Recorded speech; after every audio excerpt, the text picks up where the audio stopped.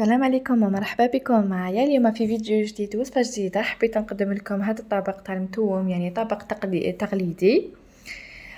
حبيت نقول لكم صحة رمضانكم، ينعاد عليكم بالصحة والهنا ان شاء الله.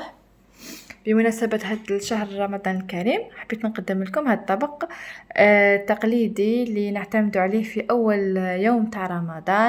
بالنسبة الى المقادير واش نحتاجو، عندنا كمية تاع لافيونداشي على حسب افراد العائلة. عندنا حبة تاع بصل متوسطة الحجم، عندنا راس تاع الثوم كما راكم تشوفوا فيه، عندنا حبة بيض، عندنا لا شابلور، عندنا كمية من السمن. بالنسبة للتوابل نحتاجو فلفل الكحل، الملح وشوية كمون شوية قرفة، عندنا حميصة، ونسحقو قطع تاع اللحم على حسب افراد العائلة. اول حاجه اللي راح نسبقوا بها راح نسكرفجوا سنينه تاع الثوم داخل لافيونداشي تاعنا. راح نبداو بالكريات اللحم تاع لافيونداشي، نديرو سنينه تاع الثوم، نديرو شويه تاع لا شابلور، نديرو حبه تاع البيض، نديرو شويه تاع السمن. بالنسبه الى التوابل نسحقوا كامل نصف ملعقه تاع فلفل اسود، نصف ملعقه تاع الملح، نصف ملعقه تاع قرفه، ونصف ملعقه تاع الكمون.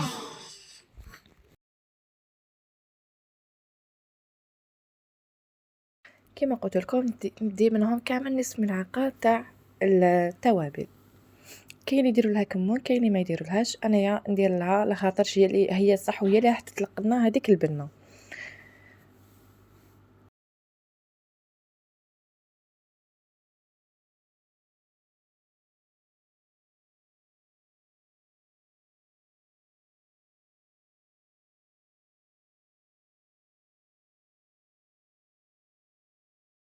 بالنسبه الى البصل، انا لهنايا في لافاغ تاعي تاع كريات اللحم انا راح ندير شويه تاع البصل. هاد الحبه البصله راح ندير منها في لاصوص، دونك قلت نحي منها شويه ونديرها في كريات اللحم.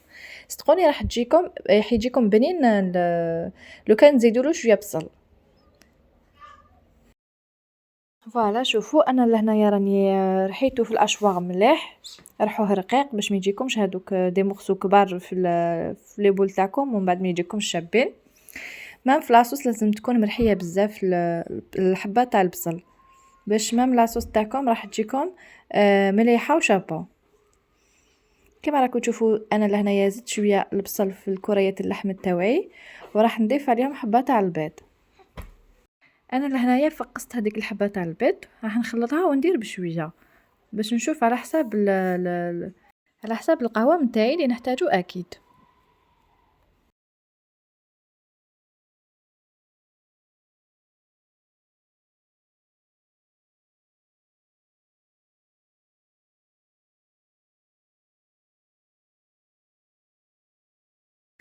بعد ما درت هذيك الحبه تاع البيض كما راكم تشوفوا درت منها شويه برك كميه، راح نعجنهم مليح بيدي حتى يتخلطوني كامل المكونات مع بعض.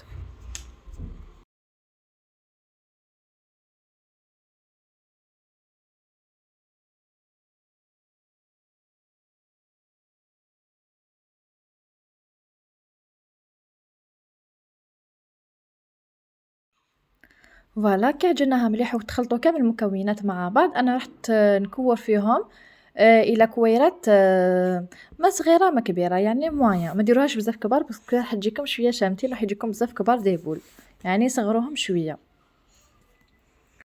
راح نكمل نديرهم كامل كويرات كما راكم تشوفوا حتى تخلص لي هذاك الفيونداشي كامل.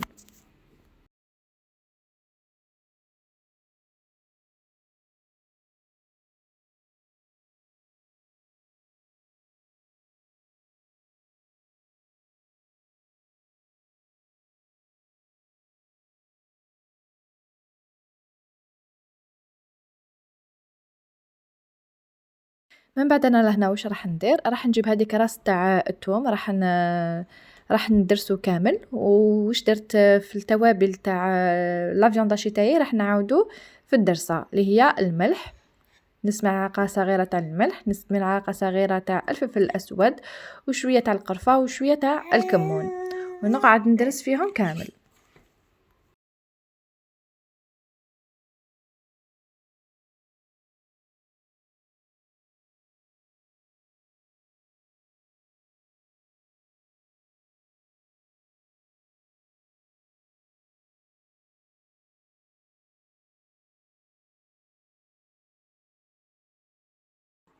في الطنجرة رحت جبت شوية تاع أسمن كيما راكم تشوفوا وشوية تاع الزيت.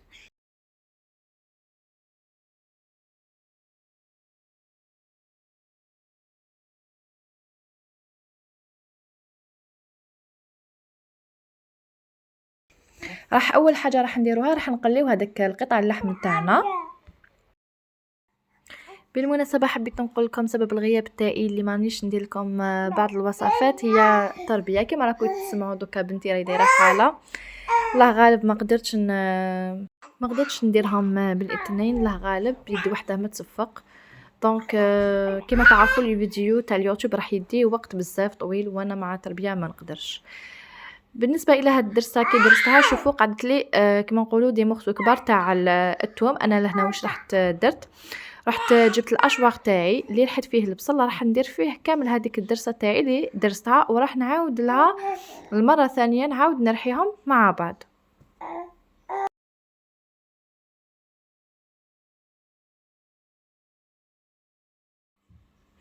فوالا كما راكم تشوفوا راني نعاود نرحيهم مليح حتى يولوا ما يبانوليش كامل هذوك دي مورسو كبار.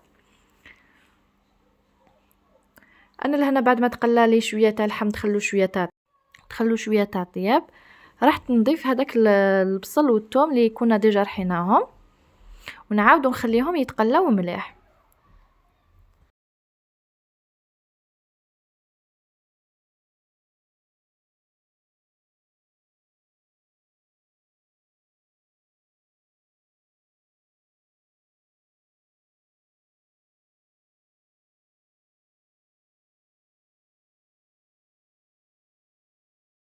بعد ما تقلاونا مليح انا لهنا واش رحت ندير، رحت نجيب هذاك الحميصه تاعي راح نحطها تماك وراح نمرق عليها مباشره.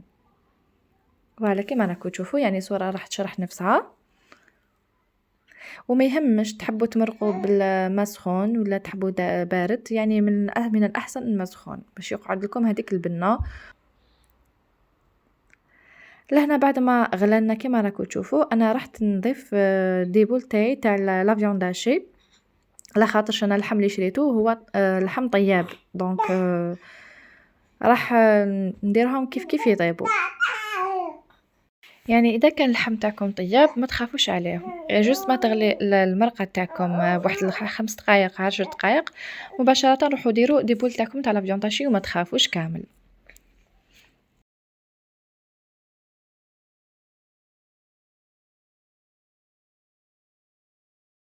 انا لهنا بعد ما خليت المتوم تاعي يطيب في مقله رحت درت شويه تاع الزبده كما راكم تشوفوا ذوبتها، ورحت جبت شويه تاع اللوز حبيت نديكوري به المتوم تاعي. تقدروا تستغنوا عليه، يعني ماشي من الضروره. انا لهنا كما راكم تشوفوا راني نحمص فيه بالزبده حتى يحمر لنا يعطينا لا كولور دوغي. وهاوليك المتوم تاعي بعد ما طاب، شوفوا هذيك لاصوص العقده البنينه. انا لهنا حطيته في طبق تقديم، درت عليه هذاك اللوز اللي ديجا حمصته، شوفوا لا كولور تاعو كيفاش ولا دوغي.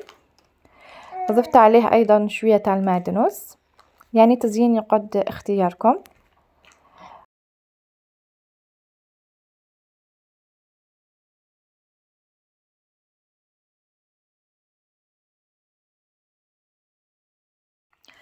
وهذه هي وصفتنا لنهار اليوم، ان شاء الله تنال اعجابكم. معليا في اخر الفيديو معليا نقول لكم غير بقاو على خير وتهلاو في روحتكم وصحه فطوركم.